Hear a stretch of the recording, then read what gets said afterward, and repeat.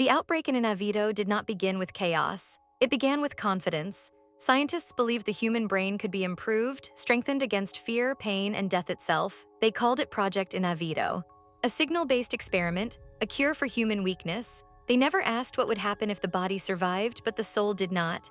The laboratory was buried beneath a hospital, hidden behind clean walls and medical lies. Patients were told they were receiving treatment, volunteers were promised hope, but the syringe carried something else, not a virus, a command. The first injection happened at 2:17 a.m. The patient screamed as the signal entered his bloodstream, monitors spiked, brainwaves twisted into patterns no one had ever seen, then silence. His heart stopped, doctors stepped back, and then he opened his eyes.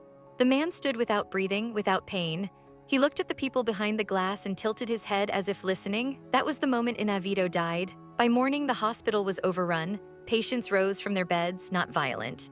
Not confused, aware, they walked calmly through the halls, following sound, following life. The first bite was gentle, the second was not. By dawn, the town knew.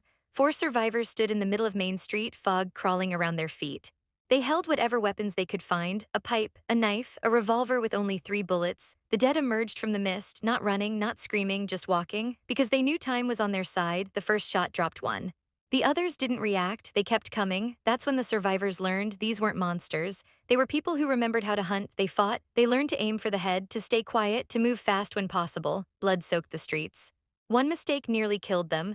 Ruth was grabbed, she screamed. Jack struck the zombie down. That was the moment faces stopped mattering. By nightfall, Inavito answered. By nightfall, Inavito answered. The horde came from alleys, from homes, from places that once felt safe. The survivors ran, they barricaded themselves inside a grocery store, hands clawed through cracks, glass shattered, walls shook. The dead did not tire, they never did, someone had to stay behind. Eli volunteered. He spilled fuel across the street and stepped into the open. He screamed. Every dead eye turned toward him, the explosion lit up the night. When the smoke cleared, Eli was gone, the others did not look back. At sunrise, they reached the edge of town. Behind them, Inavito burned, ahead of them only road. No plan, no future, just survival. They walked for hours. Their bodies begged them to stop, but stopping meant death.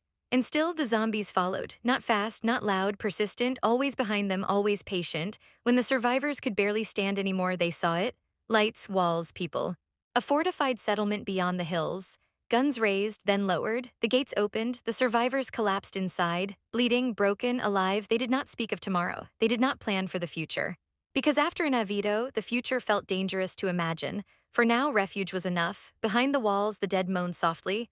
Waiting. Inavito was not the end, it was the beginning, and somewhere the signal is still broadcasting.